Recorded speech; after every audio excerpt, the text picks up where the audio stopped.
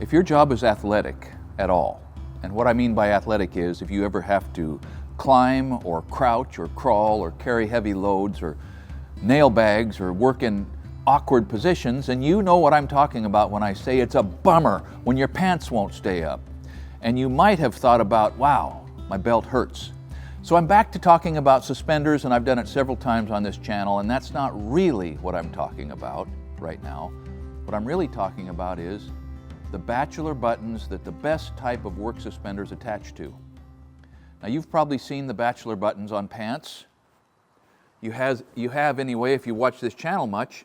The Bachelor buttons are those little dandies that attach to the top band of the pair of pants that the leather strap slides over and doesn't come off.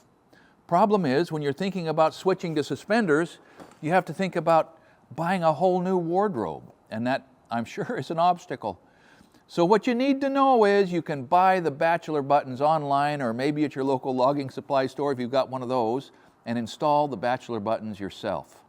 So in order to be able to have something to say about the varieties of Bachelor buttons, I went online and I ordered from 5 or 6 different providers. I just looked at, reviews and number of stars, and I just ordered a bunch of stuff, and I put them on this worn out pair of pants.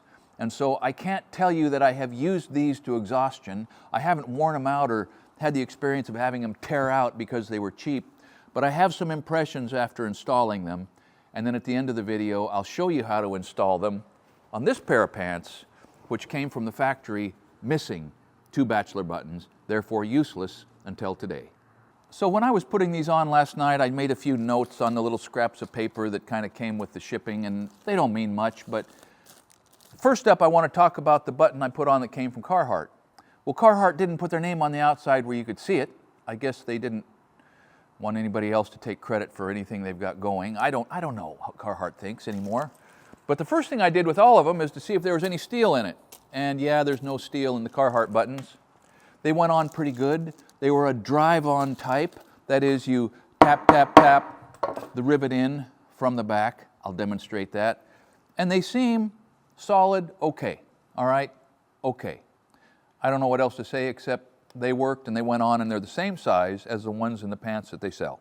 So one of the next ones that I tried out, I opened it up and I was a little surprised. I thought that they sent a hole punch or an awl to poke the hole through the top band of the denim so that you could push the little brad rivet through the back, but it wasn't. It's a little bitty Phillips screwdriver, about like the size that you would use to repair your glasses. And they did that because the back of these has got a little bitty Phillips screw that threads into the back of the button. Okay, I thought, wow, pretty good. But there's a couple problems with that. Number one, the screwdriver just didn't stand up to the abuse. Number two, you know the dynamic of leaning into a screwdriver and having it slip over and then you stick the screwdriver into your thumb? You've done that. We've all done that. Well, that little screwdriver would go in. And so I realized that, man, I had to twist pretty hard, harder than you could easily twist with a screwdriver where the handle is 1/4 inch in diameter. So I think 2 or 3 of these brands are thread in.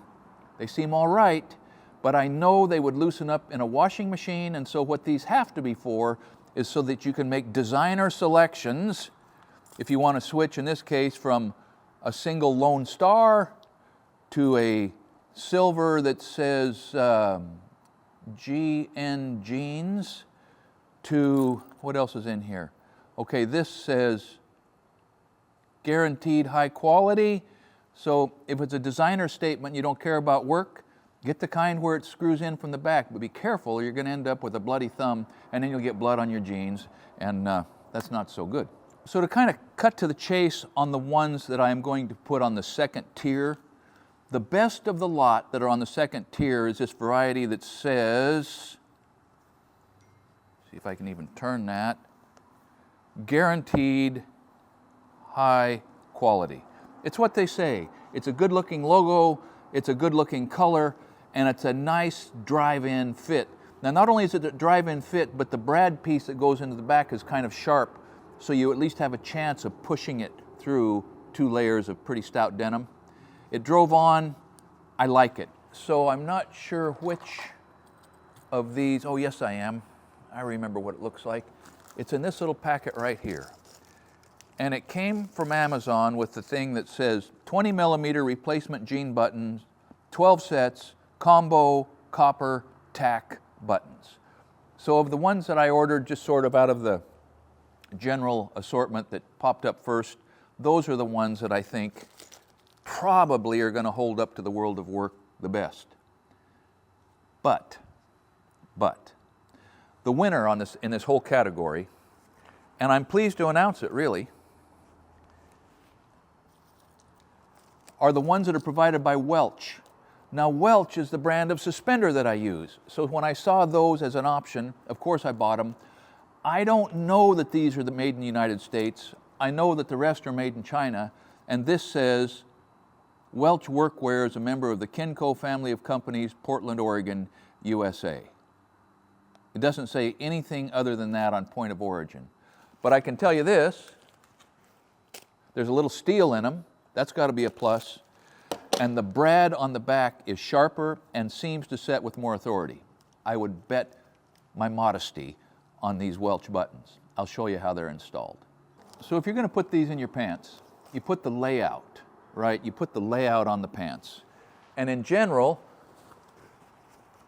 these buttons are about 3 inches apart, centered in the back, and, you know, somewhere above the pockets. Some of the manufacturers have them a little further towards your side, some have them a little towards the front. This pair of pants sort of splits them up between the belt loops, except on this side. So you put the layout on there. I put the layout on the front with black Sharpie. I realized as soon as I did that if I put the layout on the back, I mean, you know, that's a plus. But you got to have a solid backer, probably wood. I like to take a nail, in this case a drywall nail, because it's nice and sharp and not as likely to cut the threads as penetrate them. Push it through the fabric.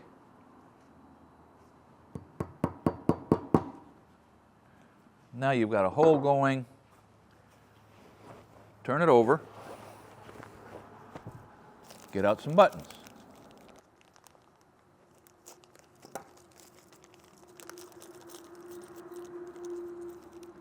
Now if everything goes according to plan, that's all I need. One from the back, one from the front, times 2. You can see that these from Welch are sharp. They're smooth, and so I don't understand exactly how it gets its purchase, but it sure seems to lock up tight. The important thing is, you don't lose track of your layout. You push the brad through from the back. Penetrates like that. But you put the button down on your anvil. You line up the brad from the back. The Welches go in about 1/4 of their distance and kind of lock up nice and straight. Some of the others, you're not sure if the brad is parallel to the long axis of the thing. And so you're a little uncertain. But it's just bam, bam, that. And it's set. Bucksaw logger. All right. Everybody's happy to be known as a bucksaw logger. We're going to do that again. Take the brad, run it through the hole that you started.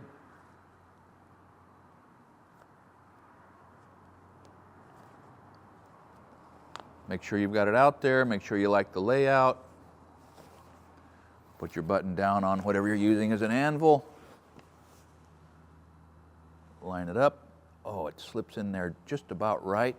See that? That's pretty nice. Some of the rest I had to hold with the needle nose on my Leatherman. But there it is. It's hard to mess that up. Whammo. These are now part of my wardrobe again. So anyway, there is your last objection to switching over to suspenders.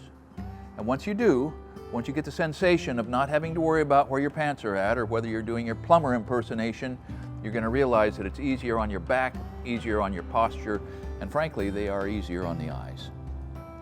Thank you for watching Essential Craftsman. Keep up the good work.